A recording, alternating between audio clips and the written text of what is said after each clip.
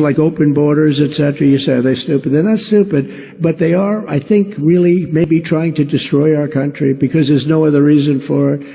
Now we're ready to take our American First economic program to even greater heights. When I'm elected, we will have tax cuts, regulation cuts, energy price cuts, and interest rates cuts like you've never seen before, even with me. You know what caused the inflation was energy. It's not that complicated. And it also caused Putin to go into Ukraine, although he would have never done it if I was president, even if he did have the energy resources. Because, you know, when it went up to $100 a barrel, he makes a fortune on a war. He'll be the only guy to ever make a fortune on a war. And Biden's the one complaining, but he's the one that drove the energy prices up. So he caused the war with his stupidity, with his absolute, look, he's the most corrupt. He's the most just the most absolute. He's the worst president in the history of our country. He's the most. He's grossly incompetent. He talks about the war, but he's driving the energy prices up, and Putin's whole economy is in energy. And so at $100 a barrel, no matter what he spends on the war, that's the way it is. But Putin would have never done it. I met with him many times. Ukraine was the apple of his eye. But I said, Vladimir, don't do it. Don't do it. If you do it, this is what's going to happen. Someday I'll tell you what I said.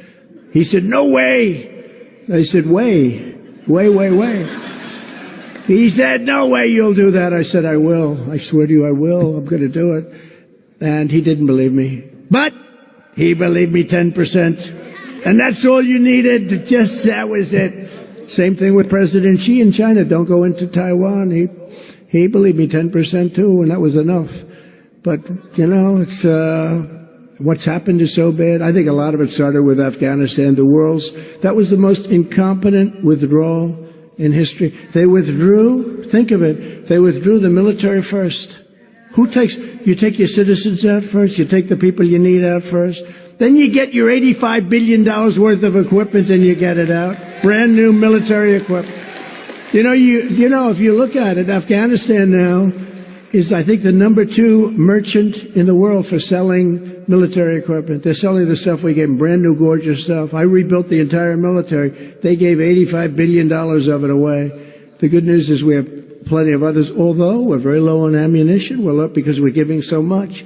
It's very, very bad. We are closer to World War III than we've ever been, and I'm the only one that will prevent World War III. I'm telling you, we are closer to World War III.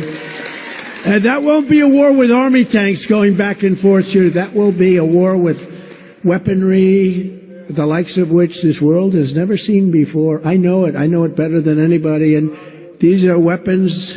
You'll need God. That's true. He said God. Well, thank you very much. That's a beautiful. He said, God gave me to you. How nice is that? Oh, I like this man. Wow. Well, I hope that's right. Oh, great. I hope you're right about that, though. That's a great honor that you even say it. Under the Trump administration, patriotic protectionism. We need protection. You know, some people say, oh, that's such a terrible word. It's not a terrible. Nationalism's not a bad word either. I'm nationalistic. I think most of the people here. But if you say that to the radical left lunatics, they'll say, oh, that's terrible. Conspiracy. But it'll be the American way, and the American way of life again used to be that way. It's time for a rebirth of loyalty to our country. We need loyalty to our country. To protect American workers and families, I will impose an across-the-board tariff on foreign-made goods that come into our country. If they're going to come into our country, and if they're going to pillage, in many ways, our country, or do a good job, they have to pay for the right to come into our country. Because right now they're destroying our country on trade. We have trade imbalances at levels that nobody's ever seen. And I was all set to do it, and then we had the COVID situation, and we had other problems. But we're going to do it, and we were doing it, and we made incredible trade deals. We did so much. I will pass what's called the Trump Reciprocal Trade Act. That means that if China or any other country makes us pay a 100 or 200% tariff, which in many cases they do, we will make them pay a reciprocal tariff of 100 or 200%. We don't do that. We've done it on individual cases where I was able to get it done, but we're going to do it for everybody. When they charge us, a lot of countries, not only China, but you have a lot of countries, they'll sell a motorbike, they'll put a tariff on Harley Davidsons going into India of 150%. And they sell what's called Indian motorbikes, lesser level, and we put a tariff on them of nothing. But we did a big thing in my administration, and you know what they want? They want Harley Davidson or whoever to go to India and build a plant. That way they say you have no tariffs. Well, we lose all those jobs. So we're gonna hit them very hard. Everybody, we're gonna hit them very hard. Reciprocal trade. They put it on us, we put it on them. One of two things is going to happen. We'll collect a lot of money, and that's fine, and so will they. Or they'll drop the tax, and we'll drop the tax, and it's simpler. You don't have an accounting problem. And as tariffs go on foreign countries, they go up, taxes go on American workers and small businesses and middle-class families will come way down as we do this, because all of this money that will be taken in, all of these jobs that will be taken in. You know, when you do that, you're going to be opening up plants here and all over the United States. And that's what China did, and they still do. Didn't work as well with us because I put a very big tax on their cars, tremendous tariff, 50%, because everybody was moving to China to build their plants. And then they'd sell back into the U.S., and we wouldn't even charge them. So we changed it around a lot. But now we're going to finish it with with the big, I call it the big daddy, reciprocal trade. I will revoke China's most favored nation. So they get a favored nations. That means they get the whole world, because they say we're a developing nation. You know what? If you look at some of our cities and everything else, we're a developing nation too. Our cities are in bedlam. We're more of a developing nation than they are. They don't have the problems that these Democrat mayors and governors have, where they've destroyed their states and they've destroyed their cities.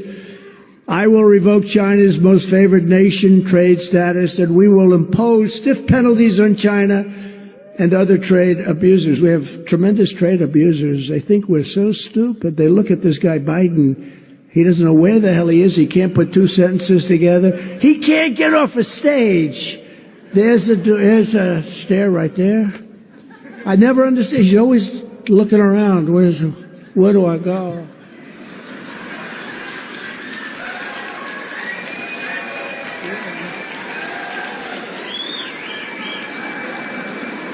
This guy it's so bad. Can you imagine President Xi of China? He's sharp. You know, the press hates when I say he's sharp. I actually called him very smart one day. Oh, he called him smart, you know.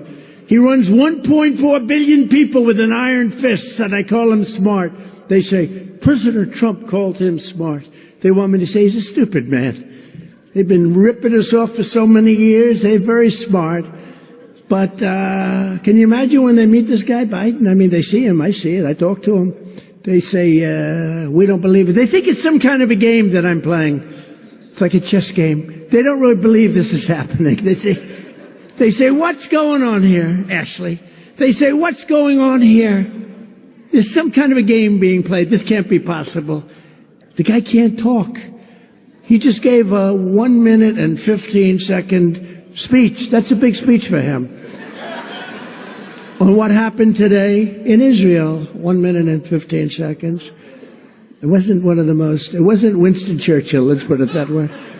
Never have so few done so much for so many.